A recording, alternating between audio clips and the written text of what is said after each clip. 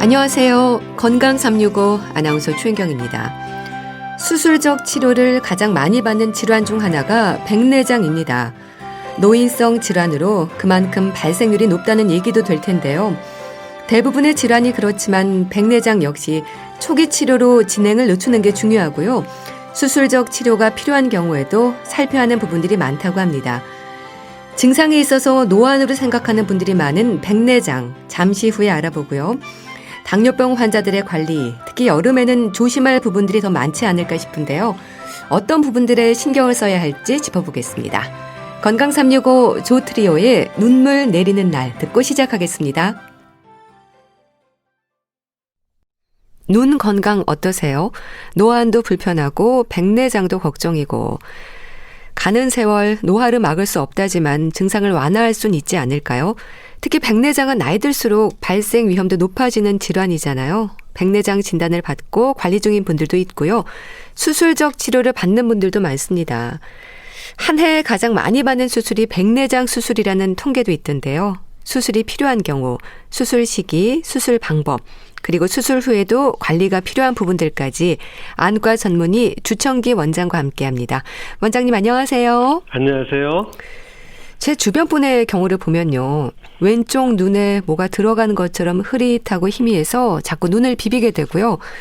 혹시 눈에 문제가 있나 싶어서 한쪽 눈을 가리고 시력을 확인한다고 하는데요. 친구분들이 백내장일 것 같다고 진단을 받아보라고 했다고 합니다. 지금 50대인데 백내장의 위험이 있는 걸까요? 아직 젊지 않나 싶기도 한데요. 예, 백내장은 보통 60대 이후에 발병을 많이 합니다. 그러나 최근에는 이제 우리가 PC라든가 스마트폰 사용이 점점 늘어나면서 눈의 피로도도 증가되고 그래서 40대 내지 50대 젊은 백내장 환자가 많이 증가하고 있습니다. 네, 그러니까 중년의 나이에도 방심할 수 없다는 건데 근데 백내장이 한쪽 눈으로부터 시작이 됩니까? 양쪽 눈으로 동시에 진행이 되는 건가요? 보통 이것은 사람에 따라 다른데요. 예. 어떤 분들은 양쪽으로 동시에 오는 경우도 있고 어떤 분들은 한쪽만 오는 경우도 있습니다. 예. 그러니까 백내장은 노인성 질환이라는 생각 때문에 중년의 나이에서는 노안으로 짐작이 되는 경우가 많은데요. 노안과 백내장의 증상이 비슷한가요? 사실은 이제 증상을 가만히 살펴보면 굉장히 다릅니다. 그러나 이제 이 두 가지 질환이 다 노년에 흔히 발생하는 것이기 때문에 굉장히 우리가 헷갈리게 되는데요. 보통 이제 노안이라고 하는 것은 가까운 데 거 보는 시력이 저하되고 멀리 거 보는 시력은 계속 유지되는 것인데 반해서 백내장이라고 하는 것은 전체 시야가 멀리 거 가까운 거 상관없이 뿌옇게 변하게 되는 이런 현상이 있습니다. 노안과 백내장 모두 우리 눈의 수정체와 관련이 있는 건가요? 예, 그렇습니다. 수정체의 조절 능력이 떨어지는 것이 노안, 혼탁이 오는 것을 백내장이라고 합니다. 예. 그럼 수정체의 조절 능력이 그렇게 떨어지는 것과 혼탁해지는 건 어떤 차이가 있는 건가요? 사실 이제 건강한 그 수정체는 굉장히 투명한 상태로 있게 되죠. 그런데 이것이 이제 노안이 오게 되면 사실은 이 수정체가 이제 단백질로 이루어져 있기 때문에 이것이 전체적으로 탄력성을 잃게 돼서 멀리 거를 볼 때는 약간 짤룩해지고 가까운 데 거 볼 때는 약간 볼록해지는 이 기능이 떨어지는 것을 우리가 노안이라고 할 수가 있겠고 혼탁이라고 하는 것은 이제 이 수정체가 단백질로 이루어져 있는 이 단백질이 변성이 와서 이것이 이제 혼탁이 되는 경우를 얘기합니다. 예, 그 혼탁해지면 좀 뿌옇게 보이는 건가요? 혼탁이 되면 이것이 빛도 산란이 되고 빛이 잘 통과를 못하기 때문에 전반적으로 선명도가 떨어지고 뿌옇게 보이게 되죠. 근데 원장님, 시력은 좋은데 노안은 빨리 왔다는 말도 하고요. 시력에는 문제가 없는데 백내장 진단을 받았다는 말도 합니다. 그럴 수 있는 건가요? 사실은 이제 노안이 오는 것은 이제 나이가 들어가면서 우리가 몸이 노화가 오기 때문에 자연적으로 찾아오게 돼 있는데 시력이 좋은 분들은 그런 변화를 빨리 느끼게 됩니다. 그래서 멀리 걸 잘 보이고 가까운 데 것도 잘 보였을 분들이 시력이 좋았던 분들이 노안이 오게 되면 갑자기 가까운 데가 잘 안 보여서 굉장히 불편 느끼게 되는 거고요. 네. 우리가 보통 이제 눈이 좀 나빴던 우리나라에 이제 근시 환자들이 많은데 근시 환자들한테 노안이 오게 되면 멀리 거는 안경 끼고 봤는데 가까운 데 거는 이렇게 안경을 벗고 보게 돼서 네. 이 불편을 좀 더 덜 느끼게 되는 거죠. 또 우리가 백내장이라고 하는 것도 사실은 뭐 눈이 좋았던 사람이 빨리 오고 이런 건 아닙니다. 네. 그러나 이제 우리가 눈을 많이 혹사시키게 되면 백내장이 혼탁이 오는 거기 때문에 우리가 초기에는 증세가 없을 수가 있어도 사실은 서서히 오지만 갑자기 느끼는 경우가 많이 있습니다. 네. 그리고 또 백내장인 분들이 깜짝 놀랐다고 표현하는 얘기 중에는 이런 부분도 있습니다. 갑자기 눈이 좋아진 줄 알았다고 하거든요. 안 보이던 작은 글자가 잘 보여서 깜짝 놀랐다고 하는데 이런 일도 있습니까? 예, 이런 것들이 이제 생길 수가 있습니다.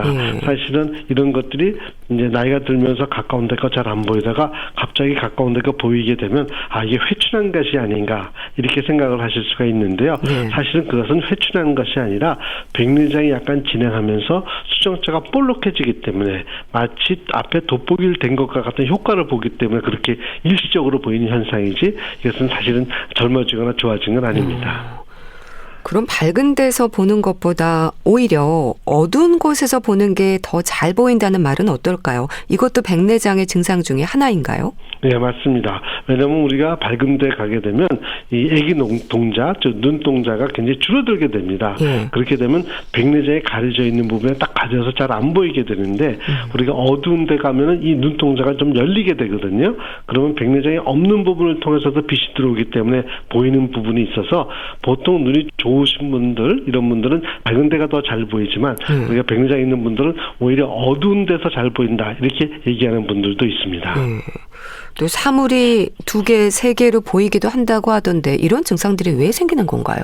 사실은 이제 빛이 들어오게 되면 각막을 통해서 수정체를 통해서 망막에 초점이 맺혀지게 되는데요. 이 수정체가 혼탁되는 백내장이 생기게 되면 빛이 산란이 되게 됩니다. 그래서 똑바로 초점을 맺혀지지 못하기 때문에 우리가 2개 내지 3개로 보이기도 합니다. 참 고령 사회를 사는 지금 백내장 진단을 받고도 30년, 40년 이상을 지내는 분들이 많잖아요. 원장님, 사람마다 차이는 있겠지만 결국 치료는 수술인가요? 사실은 뭐 이 수정체가 이 단백질로 이루어져 있기 때문에 이 단백질 한번 변성이 오면 다시 맑아질 수가 없습니다. 그렇기 때문에 점점점 악화되는 수밖에 없기 때문에 이런 백내장 증세로 우리가 불편을 느끼게 되면 결국은 수술을 하셔야 됩니다. 근데 증상이 생긴 초기에 수술을 하면 고생하지 않고 깨끗하게 볼 수 있지 않을까 생각하는 분들도 있던데요. 근데 또 치료의 시작이 누구나 수술부터 진행이 되는 건 아니라고 들었습니다. 네, 보통 이제 백내장 초기에 수술하게 되면 이 백내장이 딱딱해지지 않기 때문에 그 전에 수술하는 것이기 때문에 이 수술 도중에 생길 수 있는 여러 가지 합병증, 즉 각막 내피가 나빠진다든가 주위 조직에 염증을 일으킨다든가 이런 것들이 좀 적게 되게 됩니다. 그래서 너무 백내장은 진행된 것보다는 이제 그 진행되기 전에 수술하는 것을 권하고 있고요. 그러나 뭐 우리가 치료 시기라고 하는 것은 꼭 시력이 0.4, 0.5 이런 숫자적인 것보다는 환자가 느끼는 불편 이런 거에 따라서 수술 시기를 결정합니다. 네, 백내장에도 초기부터 단계가 있겠죠. 예, 백내장도 우리가 아주 초기에는 초기 백내장, 그다음엔 미숙 백내장, 그다음엔 성숙 백내장, 또는 그다음엔 과숙 백내장으로 이렇게 구별할 수가 있겠습니다. 정기적으로 건강검진을 받는 분들이 많잖아요. 근데 안과 검진으로 받는 기본 검사로도 백내장의 위험을 알 수 있는 겁니까? 추가 검사를 또 해야 되는 건가요? 사실은 이제 안과에 오게 되면 내과 선생님의 청진기와 같은 것이 안과에서는 세극등 현미경이 되겠는데요. 세극등 현미경으로 백내장이 있는 위치라든가 상태를 우리가 알 수가 있습니다. 그러나 이제 이것이 백내장이 있게 되면 수술하기 전에는 그 외에도 여러 가지 딴 병이 있는지 알아야 되기 때문에 안압 검사라든가 정밀 시야 검사라든가 안저 검사, 각막 이상증 검사, 전환부 OCT 검사, 자동 굴절 검사 여러 가지 초음파 검사들도 하게 됩니다. 근데 백내장이 걱정이 돼서 병원에 가면요. 혈압부터 또 당뇨병이 있는지를 확인하고 뭐 시력 검사에서부터 진행되는 검사들이 참 많던데 이건 어떻게 이해하면 될까요?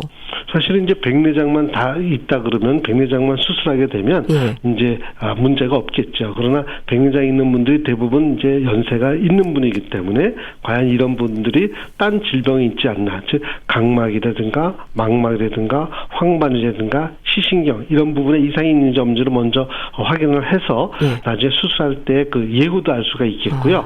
또 우리가 당뇨병을 검사하는 것은 당뇨병에 때문에 오는 눈의 합병증이 크게 백내장과 당뇨병성 망막증 두 가지가 있거든요. 이래서 이런 경우에는 우리가 체크를 해봐서 어떤 그 당뇨병 합병증이 아닌지 확인을 해보셔야 됩니다. 네. 치료도 궁금합니다. 노화로 인한 수정체의 변화는 회복이 안 되는 거잖아요. 이거는 뭐 상태에 따라서 치료가 결정이 되는 건가요? 네, 그렇습니다. 그래서 아주 초기에는 약물 치료를 통해 가지고 진행을 좀 억제해 보긴 하지만 결국은 어느 정도 진행된 것은 수술적인 요법으로 우리가 고칠 수밖에 없습니다. 네, 그러니까 약물로 진행 속도를 늦추는 건 좀 한계가 있는 거네요. 그렇죠. 이미 이제 진행된 거에 대해서 다시 원상복귀는 못하는 것이고요. 이 진행되는 것이 점점 더 나빠지는 것을 진행을 좀 늦춰진다고 생각하시면 됩니다. 그럼 백내장 환자들의 약물 복용 기간은 어느 정도의 상태에서 진단이 됐는지에 따라 좀 달라지는 건가요? 그렇죠. 보통 초기에는 우리가 뭐 안약이라든가 아니면 먹약을 사용하게 되는데 주로 이런 것들이 항산화제 같은 것으로 노화를 방지해주는 정도의 효과를 가지고 있습니다. 그렇기 때문에 이것은 더 이상 진행하지 않는다면 좀 넣고 기다리는 것이 좀 더 안전하겠죠. 네. 자, 원장님 수술도 궁금합니다. 수술의 적기라고 할까요? 수술 시기를 놓치는 것도 문제일 수 있을 텐데요. 수술이 필요한 경우 언제인가요? 사실은 뭐 백내장 수술은 수술 시점을 결정하는 것이 굉장히 중요한데요. 또 너무 일찍 하게 되면 환자의 만족도가 굉장히 떨어지게 되고 또 너무 늦게 되면 주위 조직에 손상을 줄 수 있기 때문에 우리가 너무 늦지도 너무 빠르지도 않게 수술하는데 그 기준은 물론 이제 병원에 와서 백내장이 어느 정도 있는지도 확인해 봐야 되겠지만 보통 환자가 느끼는 거 일상생활 하는데 얼마나 불편이 있느냐에 따라서 주로 정하게 되고 우리가 3회 불편이 있게 되면 이 성공률이 약 95% 이상입니다. 그래서 과거에는 굉장히 많이 진행될 때까지 기다렸지만 요즘에는 굉장히 있게 되면 그렇게 기다리지 않고 수술을 빨리 하는 것을 원칙으로 하고 있습니다. 네. 방치할 경우에 있을 수 있는 합병증의 위험은 뭘까요? 실명 질환으로도 지적이 되고 있어서 합병증도 걱정이긴 합니다. 예, 이 백내장이라고 하는 것은 눈의 굉장히 중요한 부분에 있기 때문에 이것이 이제 진행하게 되면 큰 문제를 일으킬 수가 있는데 제일 연관되는 문제로서는 녹내장 같은 것이 생길 수가 있습니다. 백내장이 생기면서 수정체가 이렇게 부풀기 때문에 이럴 경우에는 방수 빠져나가는 길을 굉장히 좁게 하거든요. 이렇게 방수 빠져나가는 길이 좁게 되면 안압이 갑자기 상승을 해가지고 협우각형 녹내장, 폐쇄우각형 녹내장의 이런 증세를 느끼게 되고 이렇게 되면 눈 조리개가 마비가 돼서 굉장히 큰 합병증으로 낫게 됩니다. 그래서 이런 것들은 백내장이 있게 되면 빨리 수술해주고 조치를 해주는 것이 여러 가지 합병증을 막을 수 있는 방법이 되겠습니다. 그러니까 백내장으로 인해서 녹내장의 위험도 생길 수 있는 거네요? 그렇죠. 왜냐하면 굉장히 관련성이 있는데 이 방수라고 하는 것은 백내장과 가장 접근해 있는 모양체라는 데서 생성이 돼서 결국은 동공을 통해서 나중에 빠져나가게 되는데요. 이 빠져나가는 길에 백내장이 생겨서 수정체가 부풀게 되면 그 빠져나가는 길을 막게 됩니다. 그렇게 되면 한마디로 하수도가 막히는 것이 되기 때문에 물이 넘치게 되겠죠. 그래서 안압이 상승하고 녹내장에 우리가 어택이라 그러는데 이런 갑자기 아주 나쁜 증세가 생기게 됩니다. 네. 원장님, 백내장 수술이라고 한다면 뭐 인공 수정체를 삽입하는 건가요? 왜냐하면 이제 백내장은 일단 수정체라고 하는 것이 굴절력을 가지고 있습니다. 근데 이것이 혼탁이 된 거기 때문에 일단 혼탁된 굴절력을 가지고 있는 이 수정체는 백내장은 제거를 해야 되고요. 대신 거기에 맞는 인공 수정체를 넣어주지 않으면 초점이 망막에 맺혀지지가 않거든요. 그래서 반드시 백내장은 제거를 한 다음에 거기에 인공 수정체를 넣어줘야 됩니다. 수술이 요즘은 레이저로 진행이 되는 경우가 대부분인데요. 이게 간편해지긴 했을 텐데 장단점이 있을까요? 우리가 레이저를 한다 그래서 모든 과정은 다 레이저로 하는 건 아닙니다. 레이저라고 하는 것은 우리가 전처치 비슷해서 백내장 수술의 가장 중요한 부분 4단계를 즉 각막 절개라든가 원형 정랑 절개 또 수정체액 분할 난시 절개 이런 그 부분적인 것을 우리가 하는 것이고요. 이렇게 전처치에 놓은 다음에 결국은 초음파로 이 백내장 된 부분을 다 제거를 하고 인공수정체를 넣어야 됩니다. 그래서 레이저를 하는 것은 우리가 하고 있는 부분의 거의 일부분을 우리가 한다고 봐야지 모든 것을 다 레이저로 하는 것은 아닙니다. 수술 시간은 어느 정도인가요? 보통 이제 수술 시간은 한 30분에서 1시간 정도 사이에 걸리고 좀 더 빨리 걸리는 경우도 있습니다. 그러나 이것은 이제 수정체 딱딱해진 정도 이거에 따라서 우리가 시간에 좀 예우를 볼 수가 있겠고 그러니까 레이저로 우리가 수술하게 되는 경우에는 사실 수정체 핵을 제거하는 것은 아니고 제거하기 용이하도록 이 분할을 해주는 겁니다. 그래서 잘라주는 역할을 해준다고 보시는 것이 맞습니다. 수술 시간도 길지 않은데 회복 기간도 짧은가요? 보통은 요즘에는 이제 꼬매지 않는 수술을 많이 합니다. 그래서 이제 수술에 난시라든가 이런 것이 생기는 것이 굉장히 율이 적기 때문에 우리가 수술하고 나서 한 2, 3일 내에 잘 보는 것이 굉장히 맞겠고 그러나 이제 우리가 눈을 누르게 되면 우리가 꼬매지 않기 때문에 안에 있는 방수라든가 이런 물질이 나올 수 있기 때문에 절대 눈에 문지르는 것을 피하라고 그러고 우리가 보통은 완벽해지는 것은 수술해 지 한 2달이 돼야지 자기는 수술 전 상태로 돌아간다 이렇게 얘기를 합니다. 원장님, 이 백내장 수술로 있을 수 있는 부작용의 위험 어떤 게 있을까요?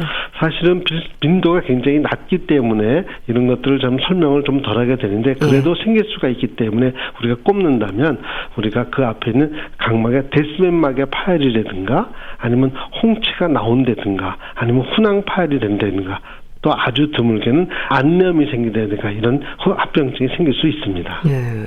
근데 백내장의 진행 상태로는 수술이 필요한 환자인데 수술을 할 수 없는 경우에 다른 만성 질환이라든지 영향을 주는 부분은 없을까요? 글쎄요, 우리가 이제 모든 수술이라고 하는 것은 이제 잘 낫기 위해서는 몸의 면역 상태가 좋아야 되겠죠. 그래서 몸의 전신 상태가 굉장히 문제가 되는데 특히 이제 그 혈전 용해제를 쓰시는 분들 스텐트를 했다든가 여러 가지 원인 때문에 아스피린을 좀 과다하게 복용하는 분들이라든가 이런 분들은 출혈에 대한 위험성이기 때문에 좀 조심을 해야 되겠고요. 그다음에 우리가 전립선 비대증 약을 좀 계속 장기간 드시는 분들이 있으세요. 이런 분들은 백내장 수술 때 우리가 눈동자가 커져야 되는데 잘 커지지 않거나 눈 졸기에 굉장히 약해가지고 이때는 굉장히 수술에 조심을 가야 되기 때문에 이때는 이런 환자들 의사 선생님한테 수술해줄 선생님한테 반드시 그 복용하고 있는 약을 알려드려야 됩니다. 이 인공수정체를 삽입하는 게 백내장 수술인데요. 백내장도 그렇고 노안도 그렇고 노화로 인한 어쩌면 자연스러운 변화이지 않습니까? 백내장 수술을 하면서 노안도 해결하면 좋지 않을까 싶은데 원장님이 단초점보다 다초점 인공수정체를 삽입하는 경우가 많겠어요?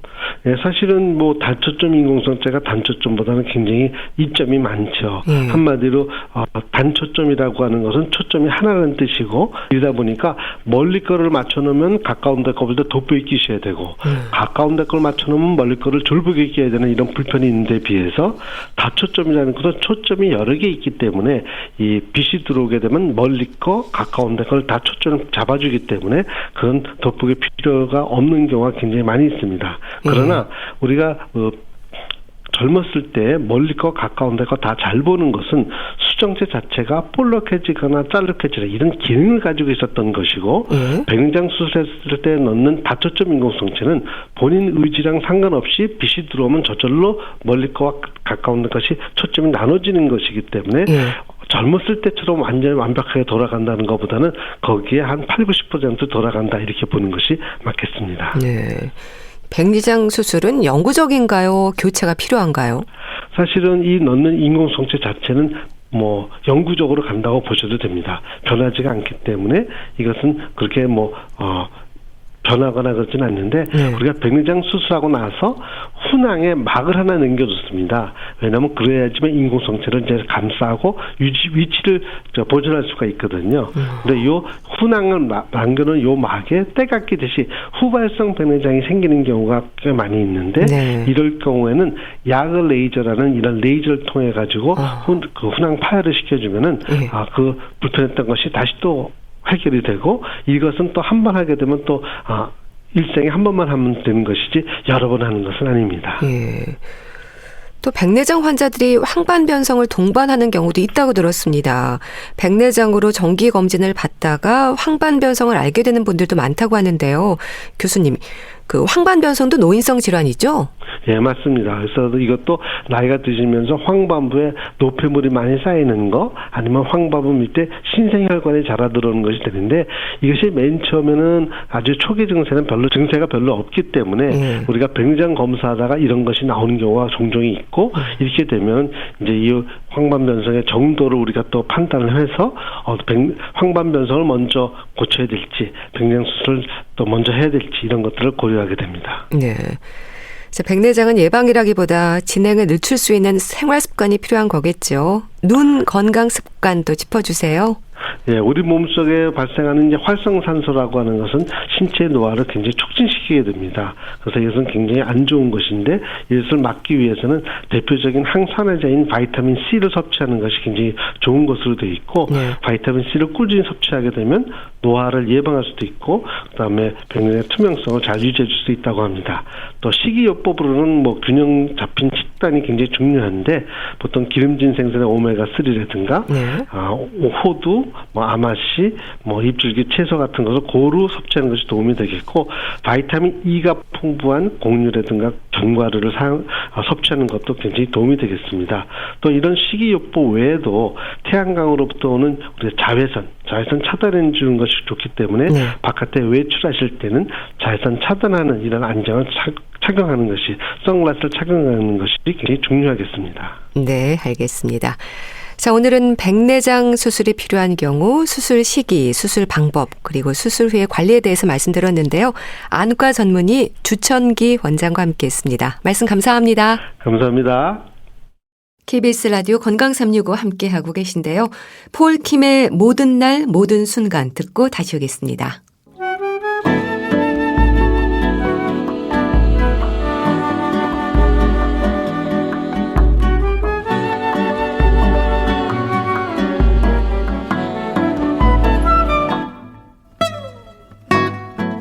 건강한 하루의 시작.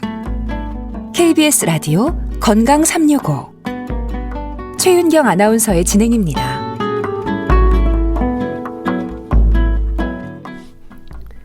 KBS 라디오 건강365 함께하고 계십니다. 국민병으로 불릴 정도로 흔한 질환 중에 하나가 당뇨병입니다. 완치가 아닌 평생 관리가 중요하다는 당뇨병은 합병증의 위험에 대한 지적도 많은데요. 당뇨병으로 약을 복용 중인 환자들에게는 여름나기가 쉽지 않습니다. 분당 재생병원 영양내과 백현옥 교수와 함께합니다. 교수님 안녕하세요. 네, 안녕하십니까. 네, 교수님 당뇨병은 관리하는 질환이라고 하지 않습니까? 관리만 잘하면 당뇨병과 잘 지낼 수 있는 걸까요? 제가 환자분들 중에서요. 당뇨를 처음 진단받은 분들과 나누는 얘기가 있습니다. 드리는 말씀이죠. 축하한다고요. 왜냐? 당뇨병을 진단받으면 제일 먼저 저희가 조언해드리는 내용이 뭡니까? 약일까요? 사실은 아니죠. 식사 그리고 운동 관련이죠. 그러니까 생활 습관을 잘하라라는 것부터 먼저 조언을 해드리거든요. 근데 실제로 건강한 식사와 규칙적인 운동을 하면 당뇨만 조절되는 게 아니죠. 우리가 왜 만성병이라고 다 걱정하는 고혈압, 고지혈증, 비만과 연관된 심혈관계 질환, 뇌혈관 질환 모두 공통적으로 그것만으로 호전될 수 있거든요. 그리고 암도 발생 빈도를 줄일 수가 있으니까 오히려 그렇게 심하지 않은 당뇨병 걸린 거는 잘만 관리하면 나머지 인생을 오히려 건강하게 보낼 수 있다. 그런 뜻입니다. 당뇨병 10년 차, 20년 차라는 말을 할 정도로 당뇨병은 만성 질환이잖아요. 혈당을 확인하는 일부터 하루가 시작된다고 봐야죠. 그렇죠. 혈당은 수시로 변화하는 것이니까 지나치게 떨어졌는지 혹은 지나치게 높지 않은지 스스로 검사를 하여 보는 것이 혈당을 조정하는 데 큰 도움이 됩니다. 결국은 하루 일과 중 한 가지 일상이 더 들어간다고 생각을 하시면 되겠죠.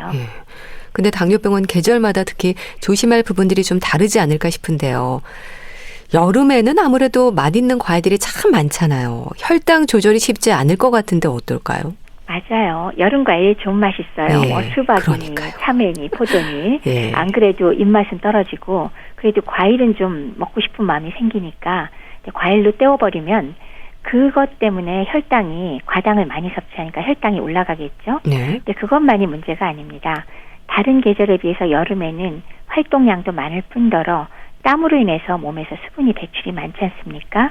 그러니까 기본적으로 몸이 탈수 현상이 나타나기 쉬운 데다가 또 장치푸스 같은 수인성 전염병 생기면 설사와 고열 나오잖아요.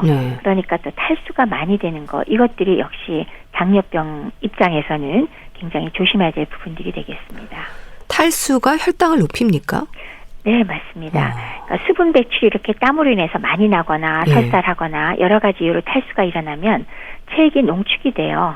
그러면 혈당 자체도 좀 더 높게 나올 수가 있기 때문에 다른 계절에 비해서는 더운 여름철에는 특히나 신경을 써서 충분히 수분 섭취를 해서 탈수를 방지해야 당도 조절이 잘 되고 다른 문제를 막을 수가 있습니다. 근데 교수님, 당뇨병 환자들 사이에서는 물을 너무 많이 마시는 것도 혈당 조절에 안 좋다는 생각에 물 마시는 일도 자제하는 경우가 있거든요. 어떨까요? 기본적으로는 당뇨가 심할 경우에 그 당이 소변을 끌고 나가거든요. 그렇기 때문에 몸에서는 사실은 더 이상 내보내면 안 되고 좀 더 농축해서 보내야 되는데도 한없이 소변량이 증가하는 특징이 있어요. 그래서 적어도 나가는 만큼은 수분을 보충을 해야 되는데 간혹 오해를 하는 게 어떤 것이냐면 내가 물을 많이 마셔서 소변이 많이 나온다라고 생각해서 일부러 적게 마시면 그러면 탈수가 아주 심해지는 거죠. 그렇기 때문에 절대로 부족하지 않게 충분히 갈증이 안 생길 정도로는 물을 꼭 마셔주셔야 됩니다. 또 여름에 특히 조심해야 할 수인성 전염병에 대해서도 설명이 필요할 것 같은데요. 당뇨병 환자들에게 어떤 영향을 미칠까요? 수인성 전염병은 우선 걸리면 토하고 또 구역질도 심하고 설사가 심하지 않습니까? 게다가 10가지 동반되면 이것들은 탈수를 더 악화시킬 수 있고 혈당을 더 높이고 심지어는 당뇨병성 혼수도 일으킬 수가 있거든요. 따라서 굉장히 조심을 해야 되기 때문에 특히나 면역력이 약한 어린이나 아니면 노인들 당뇨병 환자는 반드시 음식을 익혀서 드시고요. 조금이라도 수인성 전염병에 의심이 된다면 바로 병원에 가셔서 필요하다면 입원 치료를 받으시도록 하시는 게 좋겠습니다. 그리고 입맛을 잃기 쉬운 계절이 여름이라서 당뇨병 환자들의 저혈당 위험도 걱정해야 하지 않을까요? 그렇죠. 지속적으로 혈당 강화제를 잡수거나 아니면 인슐린 주사로 치료 중인 환자분이 입맛이 너무 없어서 식사 몇 끼 거르고 계속 혈당 강화제나 인슐린을 맞으면 저혈당 떨어질 수 있죠. 그렇기 때문에 아예 식사를 못하는 일이 없도록 더더구나 딴 때보다 신경을 쓰셔서 다른 식품이라도 식사를 거르지 않도록 하는 거 항상 유의해 주셔야 됩니다. 저혈당이 오면 어떤 위험이 있을까요? 물론 초반의 증상이라 그러면 심한 배고픔 그리고 막 덜덜덜덜 떨리거나 기운이 빠지고 식은땀도 나고 가슴도 두근거리고 막 손끝이랑 저리게 되죠. 근데 실제 제일 중요한 건요. 우리 뇌에 있지 않습니까? 사람의 뇌가 당만을 연료로 쓰기 때문에 제때로 치료를 하지 않으면 즉 당을 제때 공급해 주지 않으면 뇌세포 자체가 손상이 될 수가 있죠. 그래서 초반에야 머리가 아픈 정도지만 시간을 끌게 되면 의식이 아예 없어지거나 그런 당뇨병성 혼수에 빠지게 되는데요. 이게 아주 장시간 지속될 때에는 뇌세포가 상당량의 영구 손상을 입어서 아예 의식이 돌아오지 않는 경우도 있으니까 저혈당이 몇 배로 나쁘다는 거 항상 염두에 두어주시기 바랍니다. 그럼 저혈당 예방을 위해서 식사를 과일로 대체하면 안 되는 걸까요? 과일이 좀 맛도 있고 배도 부르잖아요. 앞서 말씀드렸듯이 경구혈당 강화제나 인슐린을 쓰는 분이 딴 건 도저히 못 먹겠다. 아니면 먹을 수가 없다 그러면 어느 정도 드실 수 있죠. 그러나 식사 대신에 과일로 배를 채우면 요새 과일 종류도 많거니와 굉장히 당도가 높은 과일들이잖아요. 주로 과당인데 복숭아라든지 자두, 포도 같은 거 많이 섭취하면 이게 혈당이 올라가는 속도가 굉장히 빠릅니다. 그래서 혈당 조절이 안 되거든요. 네. 그리고 특히나 과일에 있는 과당은 포도당보다도 혈청에서 지질로 바뀌는 비율이 더 높아요. 그러니까 고지혈증이나 지방간으로 진행될 가능성도 더 높아지거든요. 그렇지만은 과일 섭취 절대 금지, 그거는 아닙니다. 네. 과일에는 또 필요한 수분이라든지 미네랄, 비타민, 영양소가 있으니까 적정하게 드시는 거를 권고해드리겠습니다. 네. 자, 그럼 또 어떻게 하는 게 또 좋을까요? 과일을 얼마나 먹어야 할지 욕심대로 먹을 수는 없는 거라서 먹으면서도 불안해하는 분들이 많거든요. 음료수나 아이스크림은 어떤지도 또 궁금하고요. 당연히 뭐 의사라든지 전문가와 상담을 통해서 현재 당의 상태에 대해서 일단 조언을 듣고요. 그다음에 과일 중에서 선택을 하라면 상대적으로 당도가 좀 덜 높으면서 섬유소가 촘촘한 단단한 과육을 가진 과일이 좀 더 흡수가 느리거든요. 그래서 왜 요새 아주 많이 먹는 수박이나 바나나 그리고 복숭아 중에도 왜 부드러운 거 있지 않습니까? 네. 그런 것들은 확실히 좀 더 흡수가 빠르고 당이 빨리 올라가요. 그래서 그거보다는 상대적으로 조금 단단한 사과나 배 아니면 복숭아 중에도 딱딱한 천도복숭아 아니면 참다래 같은 단단한 과일이 좀 낫거든요. 네. 그래서 당 조절에 조금 더 유리하게 해주시고 똑같은 이유겠지만은 같은 과일도 주스를 만들거나 즙을 만들면 어떻게 될까요? 당 성분이 훨씬 더 쉽게 흡수가 되겠죠. 네, 따라서 당뇨 환자는 기왕 과일을 드실 때 그렇게 드시면 손해입니다. 네. 딱딱한 채로 조금씩 씹어서 드시는 게 훨씬 좋겠고요. 네. 조금 전에 음료나 빙과류 말씀 주셨는데요. 사실 음료나 빙과류는 영양가는 다른 거 하나도 없이 당분만 들어있는 거잖아요. 그렇죠. 그러니까 혈당 조절에 문제가 당연히 크게 될 거고 심지어는 우리가 운동 후에 마시는 스포츠 음료도 잘 살펴보시면 어느 정도의 열량이 있기 때문에 그거 많이 마시는 것도 역시 혈당 조절 매우 어렵게 합니다. 네. 그리고 또 하나 왜 무가당 주스 이런 거 많이 팔잖아요. 근데 이게 무가당인 줄 알고 또 막 드신단 말이에요. 네. 그거 괜찮을까요? 괜찮지 않을까요? 괜찮지 않죠. 그렇죠. 사실 거기에 추가로 설탕을 첨가하지 않았다는 거지 그 자체의 과당은 굉장히 많은 것이거든요. 네. 그래서 내가 당뇨병이니까 무가당 주스는 먹어도 된다. 절대로 그렇게 생각하시면 안 됩니다. 당이 매우 많습니다. 네. 그러니까 설탕이 없을 뿐이지 이 안에도 당이 들어있다는 거죠? 그렇죠. 그렇죠. 추가로 넣지 않았다는 것뿐입니다. 네. 그런가 하면 당뇨병이 오래수록 걱정되는 합병증의 위험 중에 하나가 당뇨발이지 않습니까? 여름이라서 발이 노출되는 경우도 많아서 더 조심해야 하지 않을까 싶은데 어떨까요?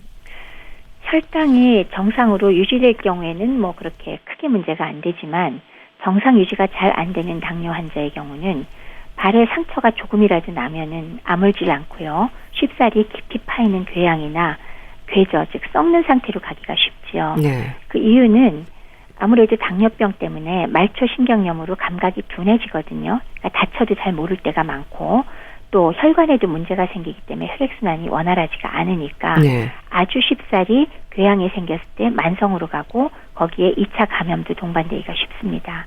따라서 아무리 작은 상처라도 생기면 병원 가서 치료를 꼭 받으시도록 하시고요. 네.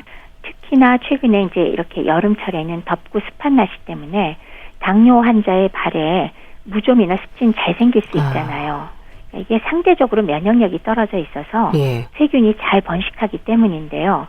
말씀드렸다시피 그 말초신경염으로 감각신경도 둔해져서 이렇게 쉽사리 상처가 생기기 쉬운데 그럴 때 치료가 쉽지 않죠. 그래서 여기에 관리 잘못하면요. 뭐 발가락, 발 절단하는 경우도 뭐 그게 드문 거 아니고요.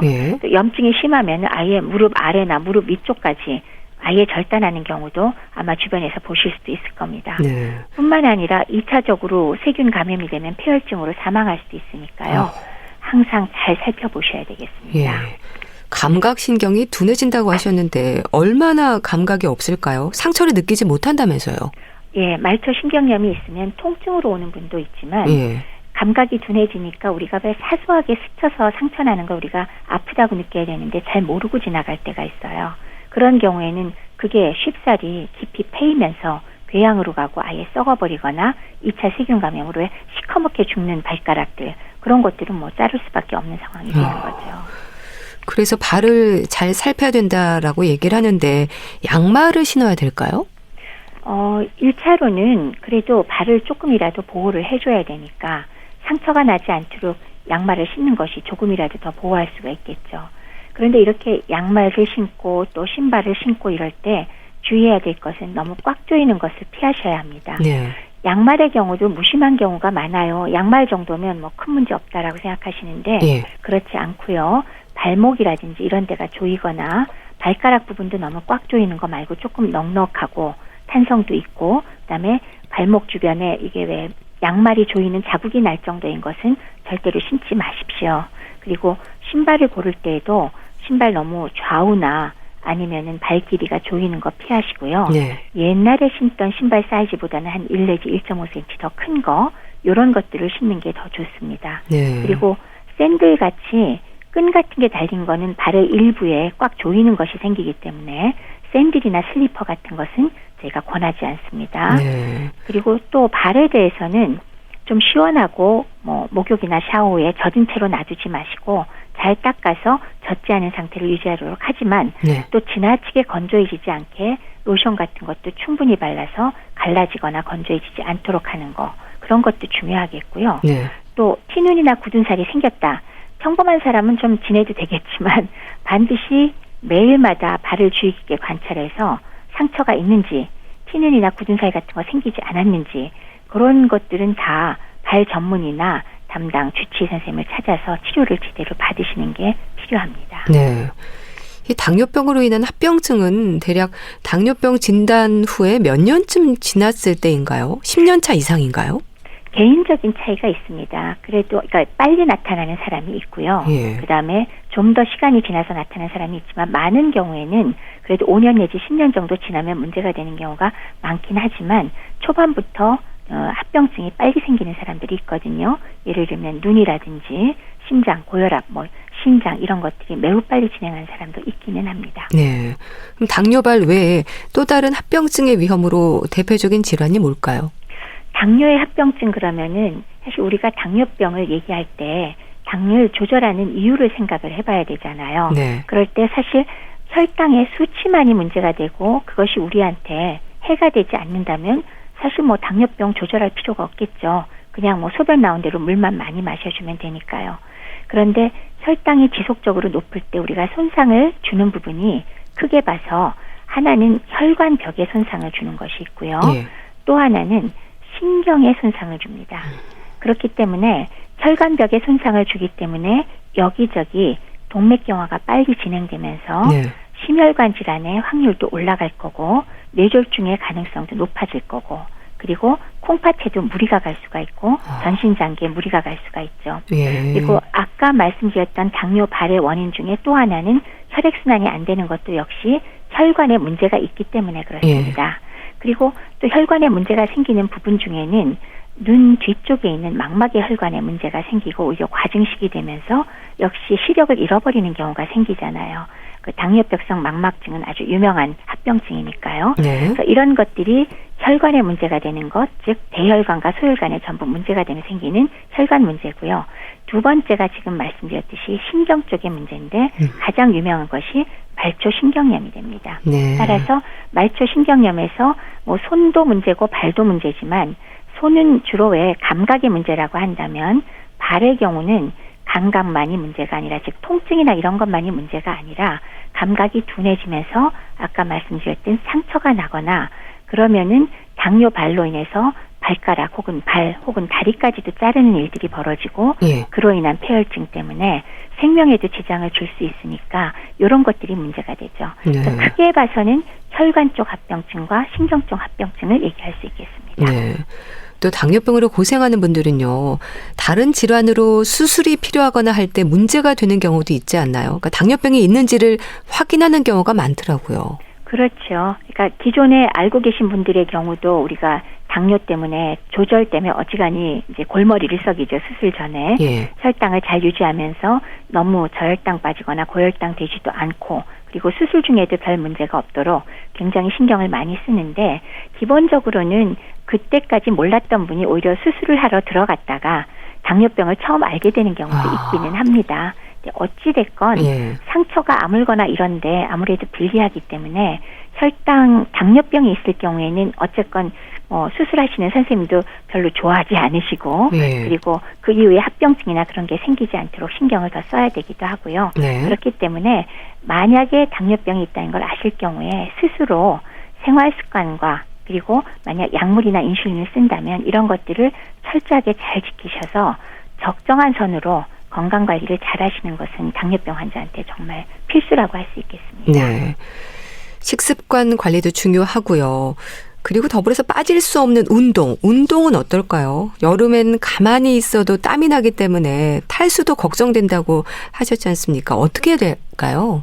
맞습니다. 운동을 안 할 수는 없죠. 당뇨 환자건 우리 건강인도 운동은 항상 필수인데 특히나 당뇨 환자의 경우 말씀드렸듯이 탈수 때문에 안 그래도 당이 악화될 우려가 있고 그다음에 자칫하다간 당뇨병성 혼수에 빠지기 쉽기 때문에요.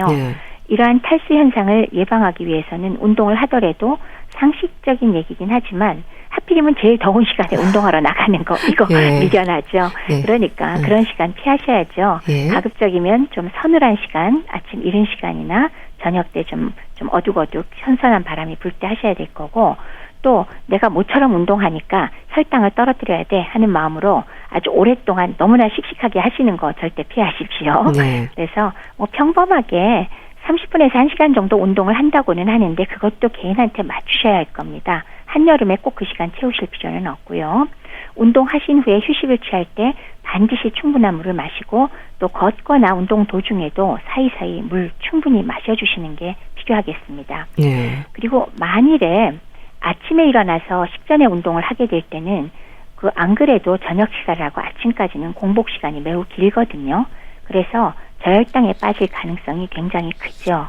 그렇기 때문에 매일마다 하는 운동이 일정하다면 그 운동 전에 일정량의 빵이나 아니면 간단한 음식 같은 걸로 적절하게 저혈당에 빠지지 않도록 당을 어느 정도 공급을 해주고 그러고서 운동을 하시는 거 이거는 당뇨병 환자분들은 꼭 지키셔야 될 사안입니다. 네, 그러니까 운동 중에 저혈당의 위험에 대비해서 약간의 간식거리를 가지고 다니는 것도 필요하겠네요. 아주 오랜 시간 운동하실 거면 필수로 가지고 다니시고요. 가볍게 드시고 나가는 것이 가장 좋을 것 같고 물은 꼭 지참하고 나가시는 게 좋을 것 같습니다. 그러니까 저혈당도 문제고 고혈당도 위험하고 일상에서 혈당 조절을 위한 노력이 또 중요하겠네요. 말씀 잘 들었습니다. 오늘은 당뇨병 환자들의 여름나기에 대해서 알아봤는데요. 분당 재생병원 영양내과의 백현옥 교수와 함께했습니다. 감사합니다. 네, 감사합니다. 김동률의 다시 사랑한다 말할까 보내드리면서 인사드릴게요. 건강365 아나운서 최인경이었습니다. 고맙습니다.